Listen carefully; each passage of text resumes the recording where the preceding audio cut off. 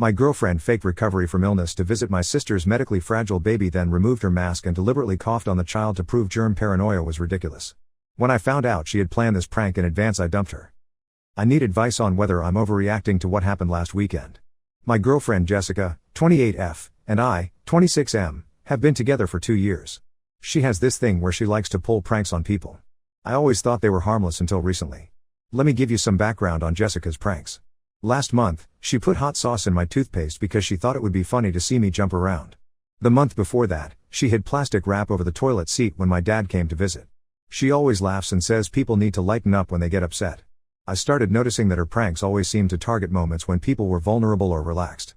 The situation involves my sister Kate, 32F, and her daughter Claudia, 18 months old. Claudia was born with a heart condition that required surgery when she was 6 months old. Her immune system is still developing, and Kate has to be extremely careful about exposing her to germs. Even a simple cold could send Claudia to the hospital. Kate lives about 3 hours away, so we don't visit often. When we do go, Kate has basic rules about washing hands, not visiting if you're sick, and keeping the house clean. Jessica has always complained about these rules, saying Kate is being dramatic and overprotective. 2 weeks ago, Jessica started feeling sick with what looked like a flu. She had a cough, body aches, and was running a low fever. I told her we should cancel our planned visit to Kate's house that weekend, but Jessica insisted she was getting better and didn't want to disappoint anyone. The day before we were supposed to leave, Jessica seemed much better. Her fever was gone, and she said the cough was just lingering. She promised she would wear a mask around Claudia and keep her distance. I believed her because I wanted to see my niece. When we arrived at Kate's house on Saturday morning, Jessica immediately walked toward Claudia's playpen in the living room. Kate stepped in front of her and reminded her about wearing a mask and keeping distance. Jessica nodded and put on a mask. What happened next changed everything. Jessica picked up Claudia without asking Kate first. Kate told her to put Claudia down because she was still coughing occasionally. Jessica got this look on her face that I had seen before during her worst pranks. She pulled off her mask, held Claudia close to her face, and coughed directly on her. Then she started laughing and said it was just a prank to prove that everyone was being too paranoid about germs. She said she had been faking being sick the whole time to see how Kate would react. Kate grabbed Claudia from Jessica's arms and told us both to leave immediately. She was shaking and kept checking Claudia's breathing. I tried to apologize and explain that I had no idea Jessica was planning this, but Kate wouldn't listen. She said we needed to get out of her house before she called the police. The drive home took 4 hours because Jessica kept insisting that everyone was overreacting.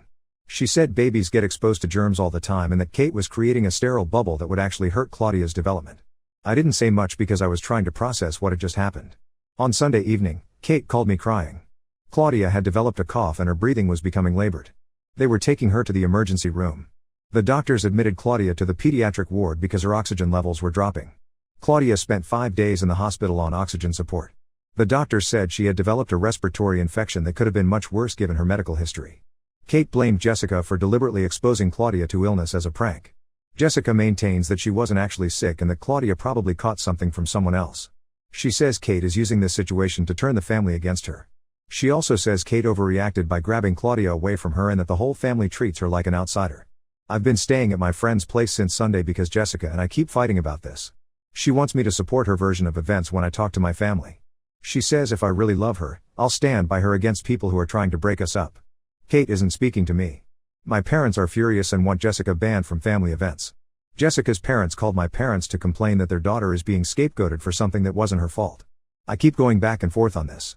Part of me thinks Jessica made a terrible mistake but didn't mean for Claudia to actually get sick. Another part of me remembers the look on her face when she pulled off that mask and how deliberate the whole thing seemed.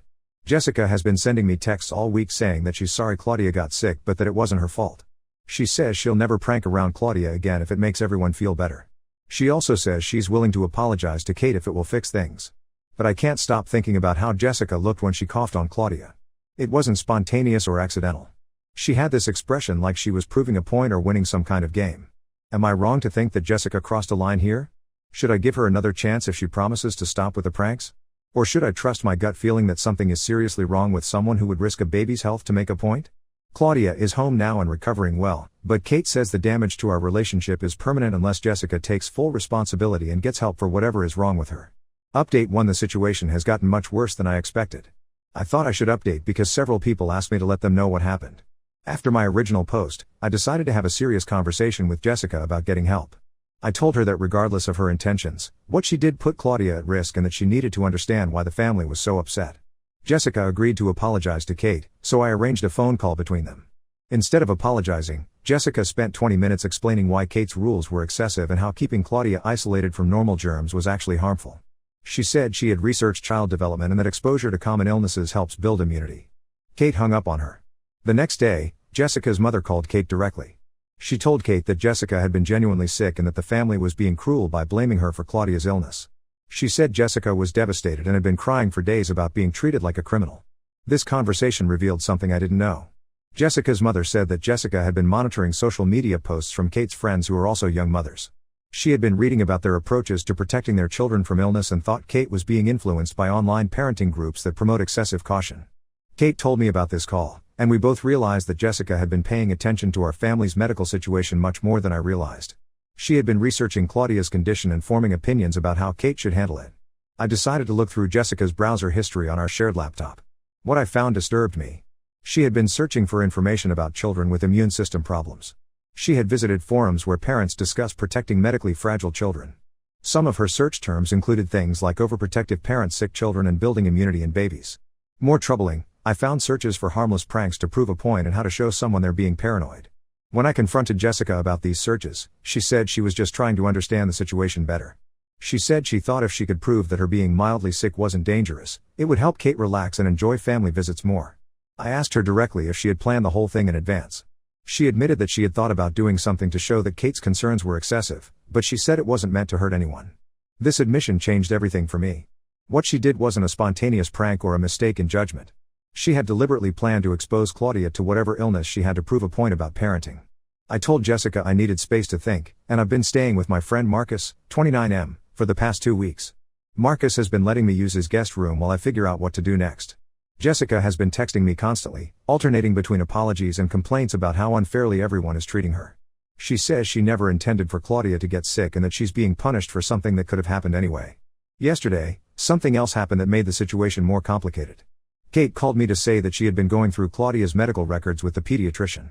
The doctor told her that the specific type of respiratory infection Claudia developed typically takes 7 to 10 days to show symptoms after exposure. This means Claudia was likely exposed to whatever made her sick before our visit to Kate's house. The timeline doesn't match up with Jessica's cough being the cause. I called Jessica to tell her this news, thinking it might help resolve some of the tension. Instead of being relieved, she got angry. She said she knew all along that she wasn't responsible for Claudia getting sick and that the family owed her an apology. She said this proves that Kate and my parents were looking for an excuse to exclude her from the family and that they used Claudia's illness as a weapon against her. When I pointed out that this doesn't change the fact that she deliberately coughed on a medically vulnerable child, Jessica said I was missing the point. She said the issue wasn't what she did but how the family reacted to it. This conversation made me realize that Jessica doesn't understand why her actions were wrong.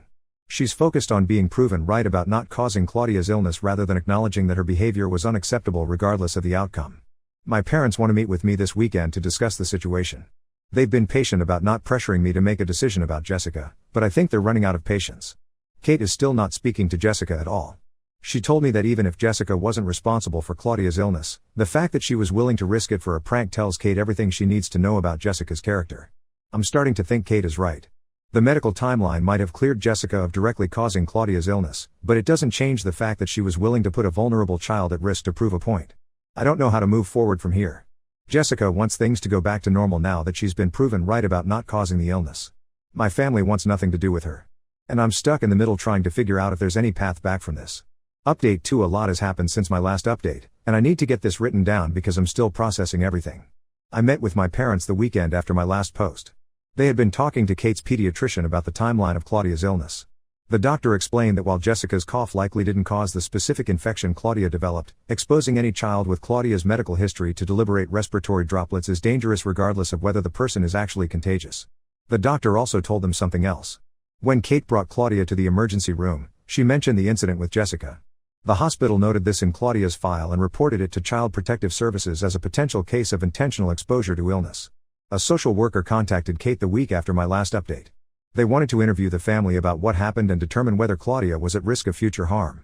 Kate had to explain the entire situation and provide medical records showing Claudia's vulnerability. The social worker told Kate that deliberately coughing on a medically fragile child, even as a prank, constitutes child endangerment under state law.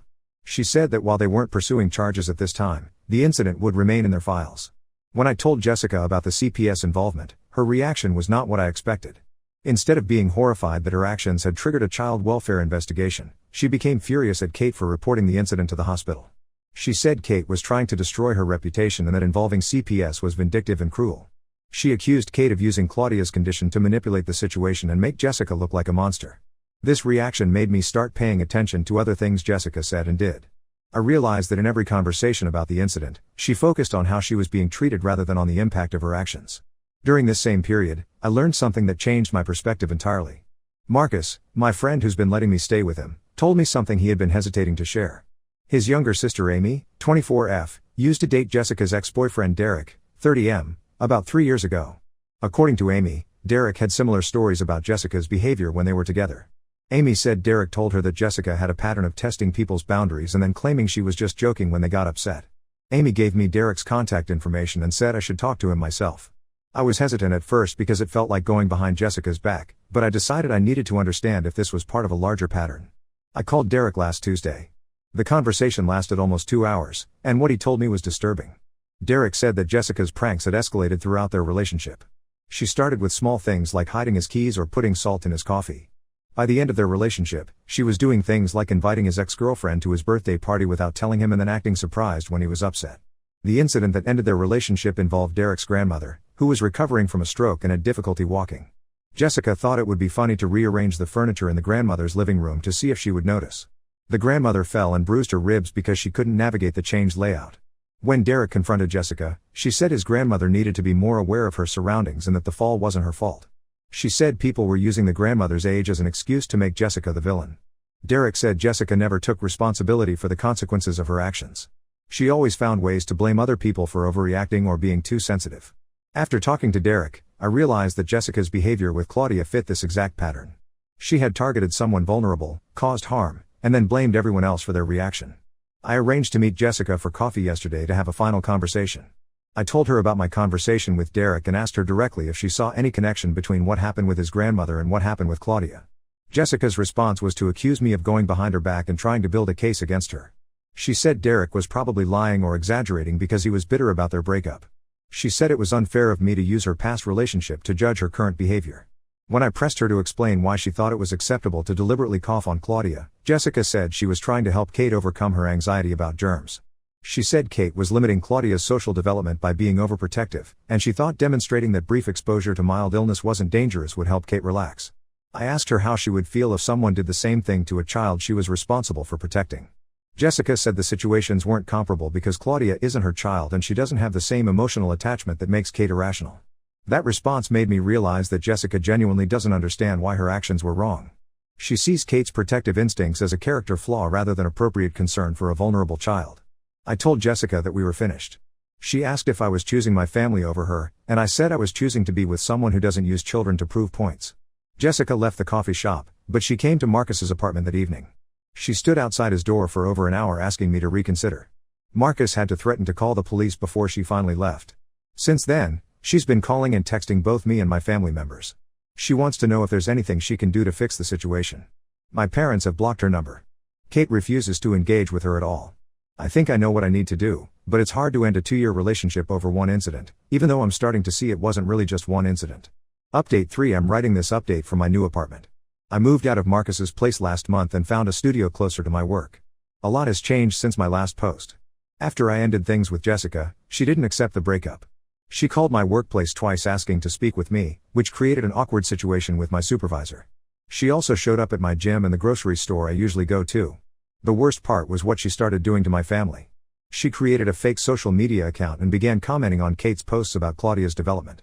She would leave comments questioning Kate's parenting choices and suggesting that keeping Claudia isolated was harmful. Kate didn't realize these comments were coming from Jessica until Marcus's sister Amy recognized Jessica's writing style and told us about the fake account. Jessica also started calling my parents' house and hanging up when they answered. This went on for weeks until my dad changed their phone number. 3 weeks ago, Kate called me with more news about Claudia's medical situation. The doctors had been monitoring Claudia's recovery and wanted to do additional testing to understand why she had gotten so sick. The tests revealed that Claudia had been exposed to a bacterial infection, not a viral one. The doctor explained that bacterial respiratory infections in children Claudia's age are usually spread through direct contact with contaminated surfaces or through respiratory droplets from someone who is actively infected. This finding led the doctor to ask Kate more detailed questions about Claudia's activities in the days before she got sick.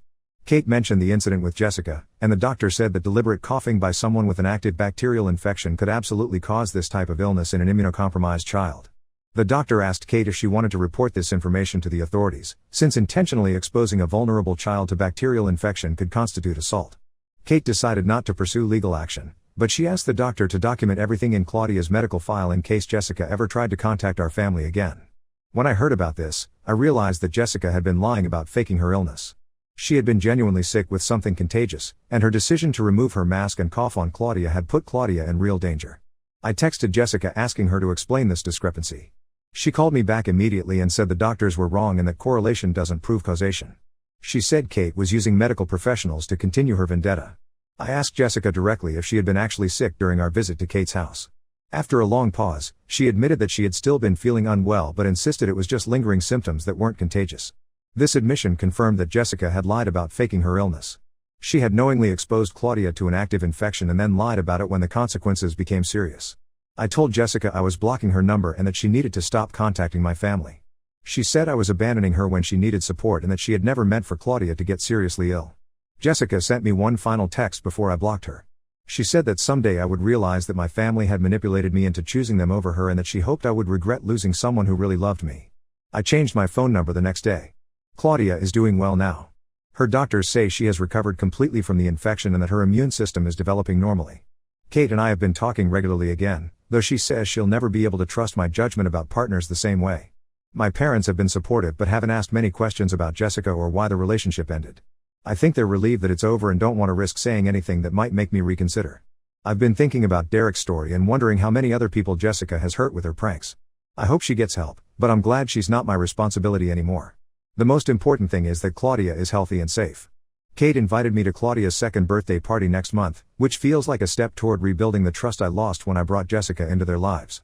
I don't regret ending the relationship, but I do regret not recognizing the warning signs earlier. I should have paid attention to the pattern of Jessica's pranks and what they revealed about how she treats people who can't defend themselves. Final update: I'm posting this final update because some people have been messaging me asking for closure on the situation. I also want to share what I learned about Jessica's history because it might help someone else recognize similar warning signs. 2 months ago, I got a call from Derek, Jessica's ex-boyfriend. He said a mutual friend had told him about what happened with Claudia and that he had some information I should know. Derek had been in contact with 2 other men who had dated Jessica before him. All 3 relationships followed the same pattern. Jessica's pranks started small and gradually became more targeted and harmful. In each case, she focused on people or things her boyfriends cared deeply about. With Derek, she had targeted his grandmother. With the boyfriend before Derek, she had repeatedly pranked his elderly dog, including hiding the dog's medication and replacing his food with different brands. With the first boyfriend, she had pranked his younger brother who had autism by rearranging his room and hiding his comfort items. Derek said all 3 men had tried to address Jessica's behavior, but she always convinced them that the targets of her pranks were overreacting and that her boyfriends were choosing other people over her. Each relationship ended when Jessica crossed a line involving someone vulnerable, and each time she claimed she was being unfairly blamed for accidents or misunderstandings. Derek also told me something that explained Jessica's reaction to the CPS investigation. Her parents had been contacted by Child Protective Services when Jessica was in high school. She had been babysitting her cousin and had locked him in a closet as punishment for not listening to her. The cousin was found hours later by his parents and was severely dehydrated. Jessica's parents had convinced CPS that it was a misunderstanding and that Jessica was just an inexperienced babysitter who made a poor decision. But Derek said Jessica had always been resentful about that investigation and saw it as proof that adults would turn minor incidents into major crises to avoid taking responsibility for their own overreactions. This background helped me understand why Jessica had been so focused on proving that Kate was overreacting rather than acknowledging the danger she had created. After learning this information, I decided to contact Kate and tell her everything Derek had shared. Kate wasn't surprised. She said she had always felt uncomfortable around Jessica but hadn't been able to identify why until the incident with Claudia. Kate also told me that she had talked to other mothers in her support group about what happened. Several of them had similar stories about relatives or friends who didn't respect boundaries around their medically fragile children. One mother said her brother's girlfriend had deliberately brought her sick child to a family gathering after being asked not to come if anyone was ill. Another mother said her sister had insisted on kissing her premature baby despite having a cold sore, claiming that family bonding was more important than avoiding minor risks. Kate said these conversations had helped her realize that some people view protective measures for vulnerable children as personal challenges rather than necessary precautions. Claudia is now 2.5 years old and thriving. Her immune system has strengthened significantly, and Kate feels more comfortable with normal social activities. Claudia started attending a small daycare program last month, which has been good for both of them. Kate and I have rebuilt our relationship, though she sometimes mentions that she wishes I had recognized Jessica's behavior patterns sooner. She doesn't blame me for what happened, but she says the incident taught her to be more direct about removing people from Claudia's environment when they don't respect medical boundaries. I haven't heard from Jessica in over 3 months. Marcus told me that his neighbor saw her with a new boyfriend at a restaurant downtown, but I didn't ask for details. I've started dating someone new, Rachel, 27F, who works as a nurse at the Children's Hospital. When I told her about the situation with Jessica and Claudia, her reaction was immediate and clear. She said that deliberately exposing any child to respiratory illness is never acceptable, regardless of the person's intentions or beliefs about immunity. Rachel's professional perspective helped me understand that what Jessica did wasn't just a boundary violation or a prank gone wrong. It was a form of medical assault on a vulnerable child. I'm writing this final update because I want other people to understand that pranks involving medical risks aren't harmless jokes. They're acts of aggression disguised as humor, and they often target people who can't defend themselves effectively. If someone in your life consistently pranks people in vulnerable situations, pay attention to that pattern. If they claim their targets are overreacting or too sensitive, consider whether they might be testing boundaries to see how much harm they can cause while maintaining plausible deniability. Claudia's health crisis could have been much worse if the doctors hadn't acted quickly. I'm grateful that she recovered completely, but I'm also aware that Jessica's prank could have had permanent consequences. I don't think Jessica will change her behavior because she doesn't believe her behavior was wrong. She thinks other people's protective instincts are character flaws that need to be corrected through exposure to risks. That's not someone I want in my life or around people I care about. Now let's move to the next story. Story 2. My sister accused my wife of poisoning our sick mother and planted hidden cameras in our house. Then I found out why she really hated my wife all along. I, 32M, have been married to my wife Sarah, 30F, for 5 years now. The situation I'm about to describe has completely torn my family apart and I need some outside perspective. My sister Amy, 35F, has accused my wife of deliberately poisoning our mother Linda, 65F, who has been living with us for the past 8 months due to her declining health. I need to provide some background first to help everyone understand the dynamics at play here. Our mother was diagnosed with a rare autoimmune condition last year that severely affects her ability to digest food properly. She started having severe reactions to food she'd eaten her whole life, and her condition deteriorated to the point where she could barely take care of herself. Her doctors recommended she move in with family members who could monitor her diet and help with her daily care. Since I have a large house in the suburbs and Sarah works from home as a nutritionist with her own practice, we offered to take Mom in.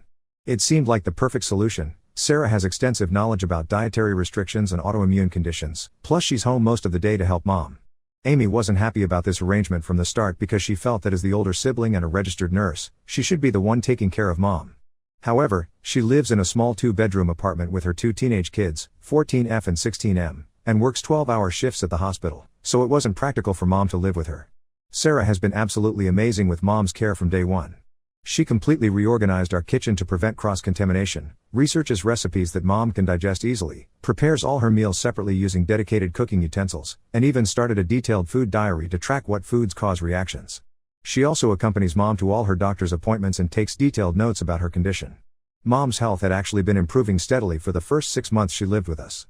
Her episodes of stomach pain became less frequent, and she was even able to start taking short walks around the neighborhood with Sarah. Things changed about 2 months ago when Mom started having severe stomach pains and vomiting episodes again. Sarah immediately adjusted her diet and contacted her doctors, but the symptoms persisted. That's when Amy started getting more involved, but not in a helpful way. Amy began visiting more frequently after Mom's symptoms worsened. She would show up unannounced, sometimes during her hospital breaks or between shifts, claiming she wanted to check on Mom. But I started noticing a pattern. She was really watching Sarah like a hawk. She would hover in the kitchen when Sarah was preparing Mom's meals, ask pointed questions about every ingredient, and even started taking photos of medicine bottles and food packages when she thought no one was looking. Sarah tried to be patient and answer all her questions, even offering to share Mom's food diary and the research she'd done about managing the condition. Amy's behavior got increasingly aggressive. She started making snide comments about Sarah's qualifications, suggesting that being a nutritionist wasn't the same as being a real medical professional like herself. She would question every decision Sarah made about Mom's care, from the brands of supplements she bought to the times she served meals. When Sarah suggested trying a new type of protein shake recommended by Mom's doctor, Amy spent hours researching the brand online trying to find negative reviews. Last week, everything came to a head. Mom had a particularly bad episode and had to be rushed to the hospital. While we were all in the waiting room, Amy suddenly started screaming at Sarah, accusing her of deliberately contaminating Mom's food with ingredients she knew would trigger reactions. According to Amy's theory, Sarah was feeling burdened by Mom's care, despite never showing any signs of this, and was slowly poisoning her to force her into a nursing home where she wouldn't be our problem anymore. When I asked Amy what evidence she had for these outrageous accusations, she claimed that as a nurse, she had noticed patterns in Mom's symptoms that suggested deliberate food contamination. She brought up how Sarah had mentioned feeling tired during a family dinner 3 months ago. Who wouldn't be tired after working in caregiving? She also referenced an incident where Sarah had forgotten to buy Mom's special bread during a grocery run, twisting it into proof that Sarah was negligent. The final straw for Amy was apparently finding an open package of wheat flour in our kitchen. Mom is severely gluten intolerant, which she claimed was proof that Sarah was secretly adding it to Mom's food. The truth is, I had bought that flour because I wanted to try baking bread during my time off after watching some cooking shows. Sarah had specifically told me to keep it in a separate cabinet away from Mom's ingredients and had even labeled the cabinet as contains gluten to prevent any mix-ups. When I defended Sarah, pointing out how she's done nothing but help Mom, Amy turned on me too. She accused me of being manipulated and blind to what was happening under my own roof. Then she dropped what she thought was her biggest piece of evidence. She claimed she had been collecting samples of Mom's food for the past month and had them tested at her hospital's lab. According to her, these tests showed traces of substances Mom was allergic to. When I demanded to see these test results, she got defensive and said she couldn't show them because she had technically done the testing unofficially. Mom was obviously distraught hearing all this. Sarah was in tears, not just from the accusations but from hearing how Amy had apparently been suspicious of her for months while pretending to be civil. I lost my temper and told Amy to leave the hospital.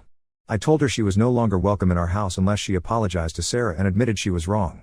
She refused and instead threatened to report Sarah to Adult Protective Services.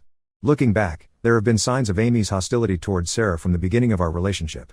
When we first started dating 6 years ago, Amy was convinced Sarah was a gold digger because she came from a wealthy family but chose to work as a nutritionist instead of joining her family's business. She would make comments about Sarah playing at having a career while secretly planning to inherit her family's money.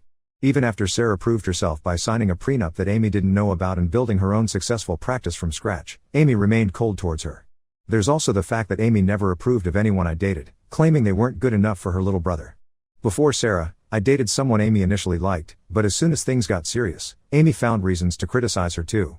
She's always been overprotective, but this situation with Sarah has taken it to a whole new level. I decided to cut contact with Amy until she comes to her senses. Our other family members are divided. Our cousins think I'm being too harsh and should at least hear Amy out since she has medical training and might have noticed something we missed. But our aunts and uncles agree that her accusations are ridiculous and harmful, especially since she can't provide any actual evidence.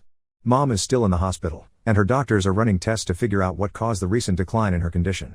Sarah visits her every day, despite Amy trying to convince the hospital staff not to let her in. AITA for choosing to believe my wife and cutting off my sister? Should I be taking these accusations more seriously given Amy's medical background? The whole situation feels surreal, and I can't believe my own sister would do this to our family. Update 1 first, I want to thank everyone who commented on my original post. The support and advice really helped me stay grounded during what has turned out to be the most chaotic 2 weeks of my life. There have been some major developments that I need to share. After 5 days in the hospital, Mom's test results finally came back. The doctors discovered the real reason for her declining health. She had developed new allergies to nightshade vegetables, tomatoes, peppers, eggplants, that were previously safe for her to eat. This sometimes happens with her type of autoimmune condition, where the body can suddenly start reacting to foods that were fine before. The doctors adjusted her diet plan, removing these vegetables completely, and she's already showing significant signs of improvement. When Amy found out about this, instead of apologizing for accusing Sarah, she doubled down. She claimed that Sarah, being a nutritionist, must have known about these new allergies developing but kept feeding Mom those vegetables anyway. She even went as far as to say that Sarah probably noticed Mom's initial mild reactions but continued serving these foods to make her condition worse. This made absolutely no sense because Sarah was the one who first suggested to Mom's doctors that her symptoms seemed similar to her previous food reactions and requested the allergy tests. But here's where things get really interesting, and this is what finally exposed everything. Last Friday, I ran into Monica, one of Amy's coworkers who has been a family friend for years, at the grocery store. She asked how Mom was doing and mentioned how worried she was about Amy's recent behavior at work. When I asked what she meant, Monica revealed something shocking. Amy had never actually had Mom's food tested at the hospital lab. Monica explained that such unofficial testing would be impossible due to strict protocols about lab use and sample testing. Not only that, but Amy doesn't even have access to that department. As a nurse in the cardiac unit, she would have no way to run food contamination tests. When Monica heard through hospital gossip that Amy was claiming to have done these tests, she was concerned but didn't know how to bring it up. I decided to confront Amy about this lie immediately. I drove to her apartment that evening and showed her my phone recordings of my conversation with Monica. My state allows one-party consent for recordings. At first, Amy tried to claim that Monica was lying to protect the hospital, but when I pressed her about the specific details of these supposed tests, she finally broke down. She admitted she had made up the whole testing story because she was so sure Sarah was hurting Mom and thought having evidence would make everyone believe her. This led to a huge family meeting the next day where even more truth came out. We discovered that Amy had been systematically poisoning other family members' opinions of Sarah for weeks. She had created a private group chat called Protecting Mom where she had been sharing her concerns about Sarah's care of Mom, carefully excluding me and anyone who might defend my wife. She had been sending updates about Mom's condition that exaggerated her symptoms and implied Sarah's involvement. The most disturbing discovery came when our cousin Jenny pulled me aside after the family meeting. She revealed that during one of Amy's surprise visits to check on Mom, she had actually planted a hidden camera in our living room. Jenny only knew about this because Amy had tried to get her husband, who works in security, to help her set up additional cameras. He had refused and told Jenny about it, but Jenny had been too uncomfortable to tell me until now. When confronted about the hidden camera, Amy tried to justify it by claiming she did it to protect Mom. But when we demanded to see the footage, she admitted she hadn't found anything suspicious, just hours of Sarah patiently helping Mom with her meals, medications, and daily activities. The camera has since been removed and turned over to our lawyer, as this type of surveillance is illegal in our state without consent. Sarah is understandably devastated by all of this. She's been having anxiety attacks, especially after we discovered that Amy's campaign against her had spread beyond our family. Amy had been approaching Sarah's clients at the hospital. Many of her nutrition clients are referred by doctors there, and implying that Sarah was untrustworthy. She never made direct accusations, but she would say things like, "I wouldn't trust my family member with her," or "you might want to get a second opinion." As a result, Sarah is considering taking a break from her practice. Several clients have already canceled their consultations, and a doctor who regularly referred patients to her has stopped doing so. She's worried her professional reputation has been permanently damaged by Amy's rumors. I've consulted a lawyer about possible legal action against Amy for defamation and illegal surveillance. The lawyer believes we have a strong case, especially with the hidden camera evidence and the documented lies about the hospital tests. Most family members are now firmly on our side after learning about Amy's deception, but some still think we should work things out because we're family. They keep saying things like she was just worried about Mom or her heart was in the right place. Mom is especially torn about the whole situation. While she knows Sarah is innocent and has been nothing but helpful, she hates seeing her children at odds with each other. She's been crying a lot and blaming herself, wondering if she should have just moved into a nursing home instead of living with us. Sarah and I keep reassuring her that none of this is her fault, but it's hard seeing her so distressed. I'm planning to move forward with the legal action regardless of what anyone thinks. Amy's lies and actions have nearly destroyed my wife's professional reputation and have caused serious emotional distress to our entire family. I'll post another update when there are more developments. Update 2: The situation has taken several unexpected turns that I need to share. While going through old family photos with Mom during her recovery, we stumbled upon something that has completely changed our understanding of Amy's behavior. In an old photo album from 15 years ago, we found a stack of letters and engagement party invitations that revealed a shocking connection. Amy had actually been engaged to James, Sarah's cousin. Mom confirmed the story. Apparently, Amy and James had dated for 3 years and were engaged to be married. The engagement ended abruptly when James left Amy for another woman just 2 months before their planned wedding. Amy was devastated and had to cancel everything. She took it so hard that she moved to another state for a year to recover. When she came back, she never mentioned James or what happened, and the family respected her wishes by never bringing it up. Sarah had no idea about any of this because she wasn't close to that side of her family growing up. She was away at college when all this happened, and James was the black sheep of their family who everyone avoided talking about. The few times Sarah had mentioned James in passing, Amy had never shown any reaction that would suggest their history. But here's where it gets even more complicated. Our lawyer, while investigating Amy's defamation campaign against Sarah, discovered what might have triggered Amy's recent obsessive behavior. James has recently moved back to our city with his wife, the same woman he left Amy for, and their 3 kids. He's now a successful wellness entrepreneur and is planning to work with Sarah on developing a nutrition program for his company's employees. After some digging, we found out that Amy had learned about this business connection about a week before she started intensifying her accusations against Sarah. She had seen a promotional email from Sarah's nutrition practice announcing the upcoming collaboration. The project would have been a huge opportunity for Sarah's career, but now it's on hold because of all this drama. The timing explains why Amy suddenly escalated from general hostility to active sabotage. Finding out that Sarah would be working closely with James must have triggered all her unresolved feelings about the failed engagement. Instead of dealing with those feelings, she projected all her anger and resentment onto Sarah.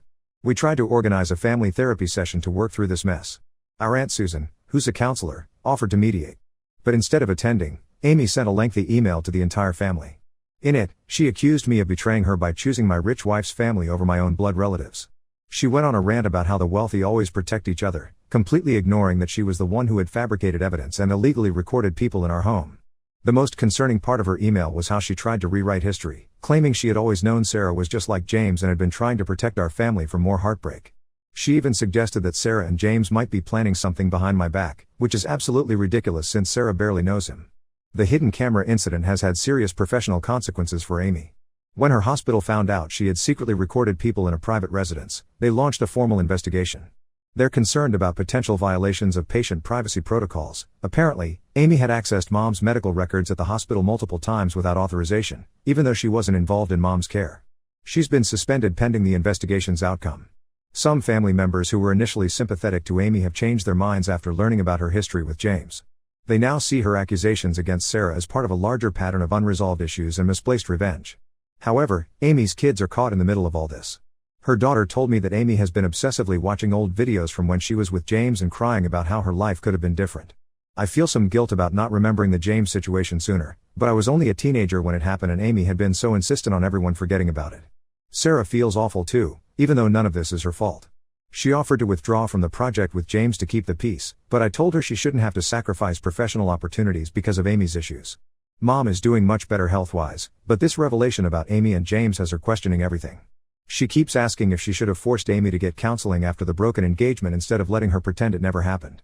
I'll update again once the hospital investigation is complete. For now, we're maintaining no contact with Amy and focusing on helping Sarah rebuild her professional reputation. Update 3: The situation has finally reached its conclusion, though in a way none of us expected. The hospital completed their investigation of Amy last week, and the results were damning. They discovered that beyond accessing Mom's records without authorization, she had been using her position to look up medical information about Sarah's clients. This was a major HIPAA violation. The hospital terminated her employment immediately and reported her to the state nursing board. This triggered what I can only describe as a complete meltdown. Amy showed up at our house at 3 a.m. on a Tuesday, clearly drunk, demanding to speak to Mom. When we refused to let her in, she started screaming in our driveway about how everything was Sarah's fault. She claimed Sarah had orchestrated her firing by telling lies to the hospital administration, even though Sarah had nothing to do with the investigation. The noise woke up our neighbors, and one of them called the police. Before they arrived, Amy started throwing rocks at our windows and threatening to expose us on social media. We got the whole incident on our security cameras. She only left when she heard police sirens approaching.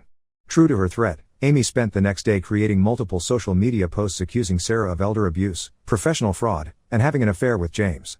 She even posted edited screenshots of text messages to make it look like Sarah was admitting to wrongdoing. Our lawyer immediately sent her a cease and desist letter, warning her about defamation charges.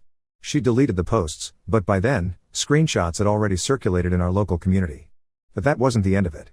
We discovered she had been sending anonymous emails to Sarah's clients and professional contacts. These emails included wild accusations about Sarah's qualifications and character, alongside the same edited screenshots from social media. Some of these emails even contained thinly veiled threats about making sure the truth comes out. This was the final straw. We've filed for a restraining order and are proceeding with legal action for defamation, harassment, and emotional distress. The evidence is overwhelming. We have the security footage, the social media posts, the anonymous emails traced to her IP address, and testimony from her former hospital colleagues about her obsessive behavior. Mom made the difficult decision to move into a senior living community nearby. Despite our assurances that she's welcome to stay, she feels this is the best way to maintain her independence and keep peace in the family. She's actually doing well there. They have staff trained in managing dietary restrictions, and she's made friends with other residents. The fallout within the family has been severe. Most relatives have cut contact with Amy, especially after seeing the security footage of her drunken rampage. Her ex-husband filed for full custody of their kids after the incident at our house, and the judge granted it. Her kids are now living with him full-time and are in therapy to deal with everything that's happened. Amy has moved to another state to live with a distant cousin. Last we heard, she's trying to get her nursing license transferred, though that might be difficult given the pending investigation by the nursing board. She sent one final email before leaving, not to apologize, but to blame everyone else for ruining her life. Sarah's business is slowly recovering. The incident actually led to some positive changes. She's expanded into virtual consultations and is working with a larger medical practice now, which has helped rebuild her client base. The project with James's company is moving forward, and he's been surprisingly understanding about the whole situation. Looking back, I realize that cutting toxic people out of your life is sometimes the only solution, even if they're family. Amy's issues with James clearly ran deeper than any of us realized, but that doesn't excuse her attempts to destroy Sarah's life and reputation. Sometimes the hardest decisions are the right ones, and I don't regret choosing to protect my wife and our life together.